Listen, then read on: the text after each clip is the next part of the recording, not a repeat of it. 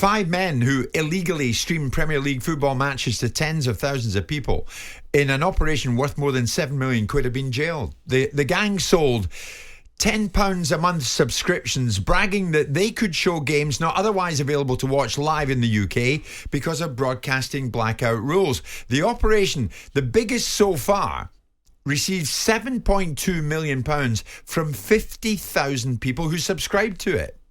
The sentencing, which followed a rare private prosecution by the Premier League, was brought to protect, quotes, some of the world's most valuable content, the league's lawyers said. Simon, there's a lot in this, is there not? So you can see what these individuals did. You can see what they achieved. You could see there was a demand for it. Yeah. Does the sport have a responsibility to be more cost effective for fans? Does the sport or the broadcasters? Well, both, because they work hand in hand, don't they? Well, let's work that backwards. We take £3 billion from the broadcasters in the Premier League, and about 95% of that goes into players' salaries. So how do you suspect that the football fraternity can deal with that particular problem? The broadcasters are the ones that are charging the prices, and it's directly relatable to their profits. So unless you're going to suggest that the Premier League turns around to their paymasters and says, we don't want this £3 billion a year from you because we want less money so that you can charge less money to the consumer, how are you going to square this circle in that particular respect? Well, the Premier League are selling the product, right? Yeah. So obviously people want the product. It's in demand. It's in big demand, but they want it at a price. So at the moment, and they want it at a price that suits them now. You mean the same fans that will be screaming at people that own football clubs to buy the next £30 million footballer, to pay the next manager off, boot him out the door because he was crap, get the board sacked so the next person can come in and buy the football club. These are the same fans who pay enormous amounts on season tickets. These are the fans who go to supporter shops and buy the kits. If the average season ticket price... These are the fans who fork out. Well, first and foremost, you're getting something in exchange for it. You're not getting it for nothing, right? So if you go and buy a kit, you're buying it, you're wearing it, you're utilising it. Right. If you go and buy a season ticket and the average season ticket price is about 700-800 quid in the Premier League, with the exception of some of these highfalutin top-end clubs that think they can charge ridiculous amounts of money, then if you went to the theatre and sat in the best seats, you'd be paying £40 a ticket as well. So there is a fair exchange. Now, where I do agree is that the value and the cost implications of football have become at such a level, primarily because of the economics of football that everybody contributes to, that we're in this invidious position of how do you make this better for the end user, which is the punter. But my point in this is this, and Carlton, join in with this, mate. If you want the lot these days, if you want the Sky subscription, if you want to pay for BT, if you want, and on it goes, Amazon, right, because they're all coming in, they all want a piece of the pie. Fine. And to get it, to be able to view it, you have to fork out. You're talking about 100 quid a month. I know. It's more than 100 quid a month. But it's more than 100 quid a month. But it's not ideal, right? But here's the thing. It's not ideal. I'm a Crystal Palace fan, right? Yeah. With the greatest respect in the world, I don't necessarily have the luxury of wanting to watch Liverpool, Manchester United and Arsenal on a weekly basis because I'm a football fan. If I want that luxury, then I'll be prepared to pay for it. Now, of course, my economics might be different to other people's, but the point is this, is that we are all contributors to this equation. Yeah, but it is expensive, Simon. I mean, I come back, right, listen, I came back from Shanghai 18 months ago. Yeah. And I had the package, right, which didn't include, it was a Virgin package, but which didn't include, I don't believe, BT Sport, right? So I could only get certain games. That package at the time I came back was £72 a month, which I thought was reasonable.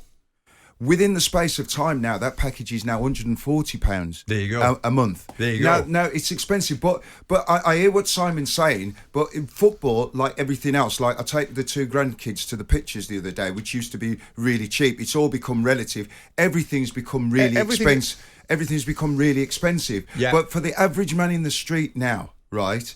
If you can, like, say, stream, because you're not talking about the football now. If you've got that package, you still have to pay for pay-per-views. So if you want to watch the boxing, absolutely, you want to watch Tyson Fury or Anthony Joshua, you have to pay. So again, I ask you, because we all know why piracy exists, right? We all know it's behind piracy is organised crime predominantly, and ultimately, as a result, it's only there for one reason, because of the price point. Now, again, tell me, how are you going to square this circle of reducing prices when broadcasters are buying rights at £10 million a game from the Premier League? The Premier League cannot stop this runaway train for guys like you that suck all the money out of the room, whether you're managers or players. So how, and if you dare talk about salary capping, if you dare talk about cost controls, if you dare talk about curtailing agents and the amount of money they rip out of the game, there's all of a sudden this backlash of legal deluge or the expectation that people aren't going to take pay cuts because they damn well wouldn't take it during COVID when there's no money around. But it's unfair because the balance is tipped. Well, don't watch it then, not Jim. in fit. How good would that be for the Premier League? They'd love that. But with respect, if you want a BT subscription to watch as many games as you want to watch, and you want an Amazon subscription to watch as many games as you want to watch, and you want to watch a Sky subscription, right? Then ultimately there's got to be a price point that makes it commercially viable for every aspect. I don't like the price points. I agree entirely that the price of football has become more expensive. But ask yourself the reasons why. Rather than position it against the Premier League, because the Premier League, right, it's the Premier League's product, they should do something about it. Or what would you have them do then? Say to Sky, we're not taking that £3 billion a year from you. But here's the thing, you're not going to get rid of piracy such as this until prices come down. No, correct. And that's why I've been... So what did they do about it? That's why I've been sat... That's why I've been sat here for 5 years. The Premier League are either serious about it or they're not. But that's why I've been sat here for 5 years. And they have, to quote you, have had their pants pulled down by the publicity that this brings. Well, not really, because they've closed a loop on people that are doing it from abusive fashion. Simon, here's the thing.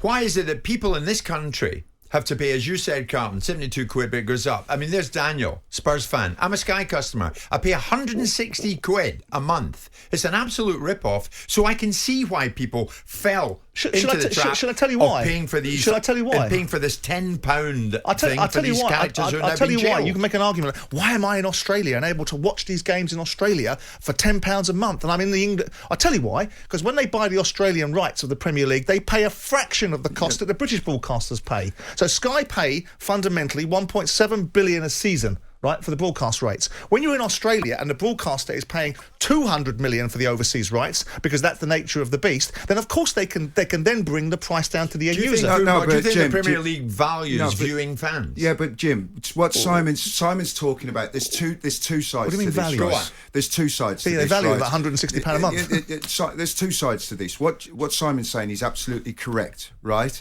But that's from that side perspective. I'm looking at it from a paying perspective, from this side, from the ordinary man in the street. And the ordinary man in the street now, maybe who can't afford to go to a football match, because the football matches now are very expensive to go to. Okay, so the next thing, so the next best thing is to watch it on TV. Right, but who's charging these prices? You're saying it's the Premier League's responsibility, and in part they can have leverage on the broadcaster. Let's get this right. Let's just frame these conversations in a sense of reality rather than ideals. You walk off to a broadcaster... It's not idealistic. It's absolutely factually framed. But Jim, you work for Sky. You understand the cost implications of the ramifications of putting on sport. You know it costs Sky £1.7 billion a year. The argument is with the broadcasters. But Sky fund football. You want this best league in world football. You want the best players. Who's going to pay for it then? But ultimately, if there's no change in the price, which there isn't going to be, then there'll be no change in the privacy and the streaming, and because people will come up with different ways to stream that's the live games, and that's the consequences for Sky. Do you not accept it should be football on the telly, watching it on Sky, on BT, Amazon or whatever, should be made much more affordable for the people who want to watch it, and there are many of them, because at the moment it's spiraling out of control. Yes, and situations like this will continue to raise their heads. I do. I absolutely agree with you. Let's start with cutting player salaries to a level that can make it sustainable for the football pyramid, so that everybody isn't running out of money full stop. But that won't happen, will it? No, that's a fair point. You're saying it won't happen, will it? You're saying it won't happen, but why couldn't it happen? Because you guys, as footballers, no. Your community wouldn't even consider the idea of during 2 years of COVID that you had to take a single penny of a pay cut. Well, don't say that to me, because I wasn't playing at that time. But Simon, listen, at the end of the day, I do believe this. I've never begrudged the players earning the money that they earn. I've never begrudged that. And you know what? The victims of it are The consumer. No, so you can begrudge or not begrudge who you bloody will want. But it wasn't the players with the inception of '92. It is the players, because the players are the ones that have driven the initiative about wages. They've got their agents on board and they've driven the wages up to a certain level. Then we've got owners coming in that are prepared to spend more and more money, and around it goes, right? So we're now in a situation where you want to have the audacity to sit here and virtue signal your way to the public by saying, I tell you what, we should all cut the prices. But it's the footballers and the managers and the agents that are taking all the money out of the game, that are creating a situation where the broadcasters have to pay 1.7 billion to get the broadcast rights, and then they have to charge a certain amount of money. Your guns should be pointed at the broadcasters. Well, maybe so. But listen, at the end of the day, right, the simple fact we come back to is people can't afford it. The general people can't afford it. I'm not being nasty. Do you know what the embarrassing thing is in this has emerged? That the sophisticated nature of what the gang were doing. The gang took feeds from broadcasters in the UK, Qatar, the US, Australia and Canada, streamed them a few seconds later via a service called Flawless. Yeah, we all know how it works. And they did it so beautifully that they picked up £7.5 million like that. But we all know how it works. I mean, look at the situation in Saudi. The reasons why the Newcastle situation was so resolute and the hypocrisy behind it, which is the Premier League didn't want Newcastle in, the takeover of Newcastle, because of the piracy going on in Saudi Arabia. And the reasons why the Premier League couldn't do anything about it is because the copyright infringement laws in Saudi, which were not being changed by the KSA, stopped them from doing it. And the only reason that the Newcastle takeover happened is because BeIN got a £1 billion compensation payment from BLQ in Saudi. So the Premier League went after it with every ounce of their might, and they even tried to stop a takeover as a result of piracy. But would you accept if the price of subscriptions came down, Simon? Yes. Came down a bit, you get more subscribers. No, because that logic doesn't work. It does. No, but it's a of course it does. No, it's a proven. Why doesn't it? It's a proven fact. It's like saying to fans, I'll let you come into the ground for £1 on the basis that you'll come back the following game. I'll let you come back into the ground for £5, and then you'll buy a hot dog and a hamburger. And it's statistically proven that it never happens. Now, the reality of it is that we can sit here and we can play to the gallery. Statistically proven by who? Because I owned a telephony business that looked at these sort of data to understand what we do. And I also owned a football club that did these bleeding things. And your time at the football club, you were paying your footballers too much money. That's why we're in this situation. And you also look at the churn. Yeah, but it's guys like you that sit here and go, I tell you what, let's wait for the next transfer window because it might be above 2 billion. Let's make it all about how much money we spend. And the victims of it are the consumer. Yeah, but didn't ask Todd Bully to spend 600 million. No, but the media drive how much is a player on, how much wages are, who should be sacked, who should be fired, who should be bought, who should be hired, who should be paid this. And all of that, somewhere, has a cost. And I don't understand why we need to play this silly game of hide and seek with ourselves. The reasons why prices are so high, because the football economics are broken by the very nature of the participants taking all the money out of the room. Until that changes, the punter's going to pay for it. Exactly. But what they'll do is then they'll keep finding a way to stream it, won't they? So it won't go. But who's complaining? The Premier League. Yeah, exactly. Basically, if you've got a Fire Stick or you've got an IPTV and you're paying £10 a month, then chapeau for you. That's why Comcast came over here to buy Sky, because they thought they'd get more subscription models. They've suddenly realised they've got just as many problems in Europe as they've got overseas with subscription piracy because of the price points. Let's keep it simple. And by the way, I'm the one that said Netflix for football and has been saying it for 5 years at $9.99 a month. Let's keep it simple here. Is watching football on TV today, has it become way too expensive? Is it out your price bracket? You want to watch it, or is it fair value? Give us a shout on that. 03717 223344 810 89. I mean, we've seen the gang and what happened to the gang who disrupted all of this and streamed it illegally, and they have been hammered. They've gone to jail for a long time. But it's exposed the fact that many people went to it. 50,000 subscribers went to it because they found that doing it the proper way, the legal way, is too blinking expensive. Do you think it's too expensive? You can send me a message on that 81089, or you can give us a call 03717 223344. Beware though, if you come on air today, he's in a mood and a half. He's had to cough up within 20p. Someone's put a 20p in myself, haven't they? Jim White and Simon Jordan. Monday to Friday mornings from 10 on AM, on DAB, via the talkSPORT app and on your smart speaker. talkSPORT.